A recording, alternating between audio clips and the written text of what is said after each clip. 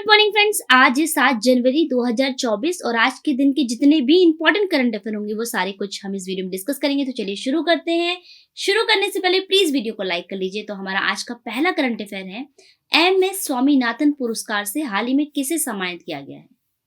तो एम.एस. स्वामीनाथन पुरस्कार से हाल ही में सम्मानित किया गया है बी.आर. कंपोज को।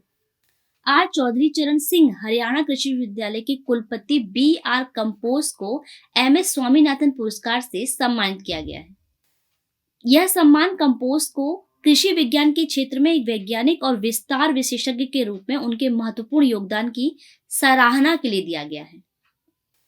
ये है बी.आर. Compose MS. स्वामीनाथन पुरस्कार को ग्रहण करते हुए। अच्छा, ये एम.एस. स्वामीनाथन कौन है? काफी पढ़ा होगा आपने इनके बारे में।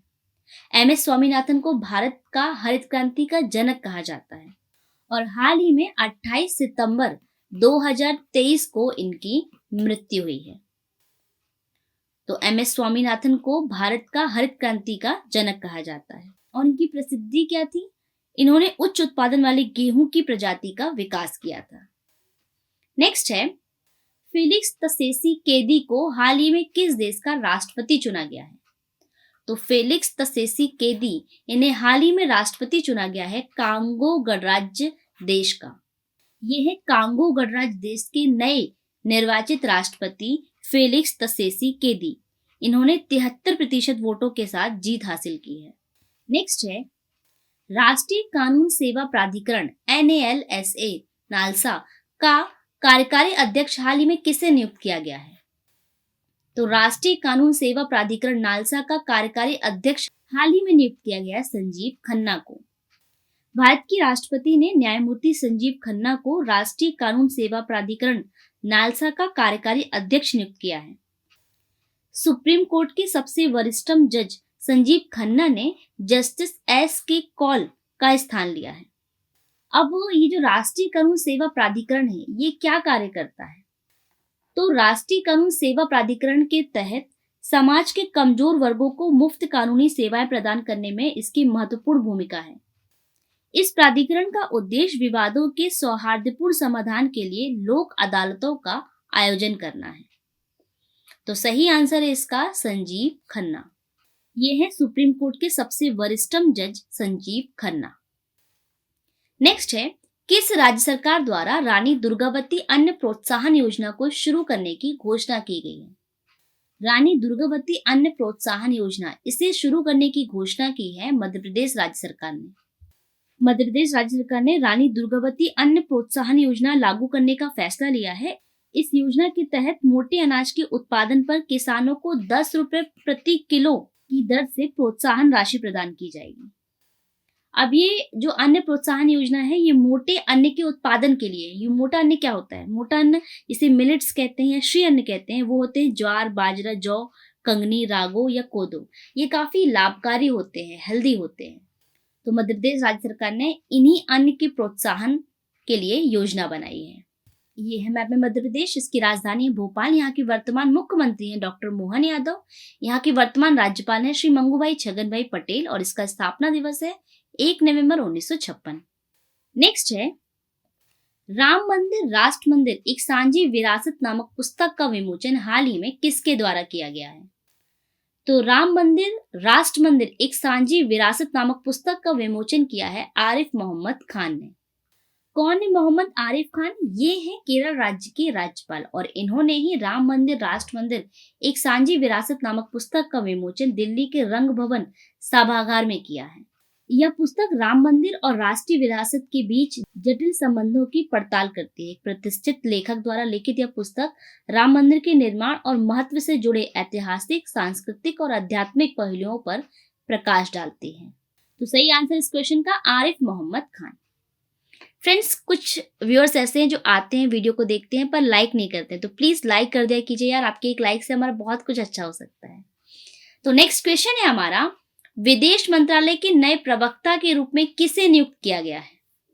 तो विदेश मंत्रालय के नए प्रवक्ता के रूप में हाल ही में नियुक्त किया गया है रणधीर जायसवाल को। अब तक विदेश मंत्रालय के प्रवक्ता थे अरिंदम बागची और अब इनका स्थान लिया है रणधीर जायसवाल ने। ये जो राइट साइड में खड़े हुए हैं, ये है विदेश मंत्रालय के पूर्व प्रवक्ता अरिंदम बागची, और ये जो लेफ्ट साइड में खड़े हुए हैं ये है विदेश मंत्रालय के नए प्रवक्ता रणधीर जायसवाल। रणधीर जायसवाल जो हैं ये इससे पहले न्यूयॉर्क में महावाणिज्य दूत के रूप में कार्य कर चुके हैं। तो सही आंसर इस क्वेश्चन का रणधीर जायसवाल। और ये जो है पूर्व प्रवक्ता अरिंदम बागची, ये जिनेवा में संयुक्त राष्ट्र और अन्य अंतर्राष्ट्रीय संगठनों में भारत के अगले स्थायी प्रतिनिधि के रूप में नियुक्त हुए हैं। इस वजह से यह स्थान खाली हुआ और रणधीर जायसवाल को नियुक्त किया गया। नेक्स्ट है, प्रधानमंत्री विश्वकर्मा योजना PMVY को लागू करने वाला देश का पहला केंद्र शासित प्रदेश कौन सा बना है? तो प्रधानमंत्री विश्वकर्मा योजना को लागू करने वाला देश का पहला केंद्र शासित प्रदेश बना है जम्मू कश्मीर केंद्र शासित प्रदेश। जम्मू कश्मीर प्रधानमंत्री विश्वकर्मा योजना को लागू करने वाला देश का पहला केंद्र शासित प्रदेश बन गया है, जिसका उद्देश्य शिल्पकार समुदाय के कौशल को सशक्त बनाते हुए उसे आगे बढ़ाना है। ये है मैप में जम्मू कश्मीर। यहाँ की राजधानी है श्रीनगर और जम्मू। जम्मू कश्मीर की दो राजधानी, एक श्रीनगर और एक जम्मू। श्रीनगर जो है ये है ग्रीष्मकालीन राजधानी और जम्मू शीतकालीन। यहाँ के वर्तमान उपराज्यपाल है श्री मनोज सिन्हा। इसका स्थापना दिवस है 14 मई 1954 और इसका पुनर्गठन हुआ है 31 अक्टूबर 2019 को। नेक्स्ट है, द बाबरी मस्जिद राम मंदिर डिलेमा नामक पुस्तक हाल ही में किसके द्वारा लिखी गई है? तो द बाबरी मस्जिद राम मंदिर डिलेमा नामक पुस्तक लिखी गई है पूर्व गृह सचिव माधव गोडबोले के द्वारा।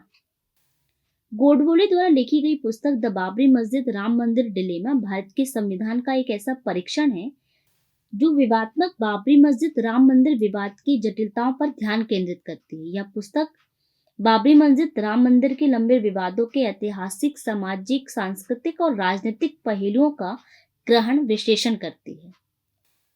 नेक्स्ट है, यूरोपीय निवेश बैंक की पहली महिला अध्यक्ष हाल ही में कौन बनी है? तो यूरोपीय निवेश बैंक की पहली महिला अध्यक्ष बनी है नादिया कैल्विनो। नादिया कैल्विनो को यूरोपीय निवेश बैंक का नया अध्यक्ष नियुक्त किया गया है। इन्हें वार्नर होयर के स्थान पर यूरोपीय संघ बैंक की 8वीं अध्यक्ष बनाया गया है। कैल्विनो इस प्रतिष्ठित संस्थान पर नेतृत्व करने वाली पहली महिला और पहली स्पेनिशियाड हैं। ये है नादिया कैल्विनो, और यूरोपीय निवेश बैंक का अध्यक्ष नियुक्त होने से पहले ये स्पेनिश सरकार में प्रथम उपराष्ट्रपति, अर्थव्यवस्था, व्यापार और उद्यम मंत्री के रूप में इनका कार्य उल्लेखनीय था। यूरोपीय निवेश बैंक EIB का हेडक्वार्टर है लग्जमबर्ग में और इसकी स्थापना हुई थी 1958 में। नेक्स्ट है, भारतीय नौसेना के उप प्रमुख के रूप में हाल ही में किसे नियुक्त किया गया है? तो भारतीय सेना के उप प्रमुख के रूप में हाल ही में नियुक्त किया गया है दिनेश कुमार त्रिपाठी को। ये है वाइस एडमिरल दिनेश त्रिपाठी और इन्हें ही नौसेना के उप प्रमुख के रूप में नियुक्त किया गया है। तो फ्रेंड्स, ये था हमारा आज का सेशन। आई होप कि आपको पसंद आया होगा। अब लास्ट जो मैंने आपसे सवाल पूछा था उसे देख लेते हैं। हमारा last day of the question है, भारत और किस देश के मध्य संयुक्त सैन्य अभ्यास डेजर्ट साइक्लोन 2024 का आयोजन होगा? तो संयुक्त सैन्य अभ्यास डेजर्ट साइक्लोन 2024 का आयोजन होगा भारत और संयुक्त अरब अमीरात देश के मध्य। अब आज का सवाल, हमारा आज का सवाल है, भारत के पहले पूर्ण बालिका सैनिक स्कूल का उद्घाटन हाल ही में कहाँ किया गया है? इसके ऑप्शन है केरल में, तेलंगाना में, पंजाब में या उत्तर प्रदेश में। इस सवाल का जवाब आपको कमेंट सेक्शन के जरिए देना है और जो भी इस सवाल का सबसे पहले सही जवाब देगा उसे एक मनी प्राइज दिया जाएगा। तो रिक्वेस्ट है आपसे वीडियो को अंत तक जरूर देखें क्योंकि इन्हीं वीडियो में आपको इस क्वेश्चन का आंसर मिलेगा और क्वेश्चन का आंसर जरूर कमेंट करें। आप इस वीडियो का PDF भी डाउनलोड कर सकते हैं जिसका लिंक मैंने डिस्क्रिप्शन बॉक्स में दे दिया है। तो आज के लिए बस इतना ही। अगर ये वीडियो आपको पसंद आया है, आपके लिए हेल्पफुल है, तो प्लीज इसे लाइक कीजिए, शेयर कीजिए, चैनल को सब्सक्राइब कीजिए और बेल आइकन को प्रेस कीजिए। Thank you for watching. Bye bye.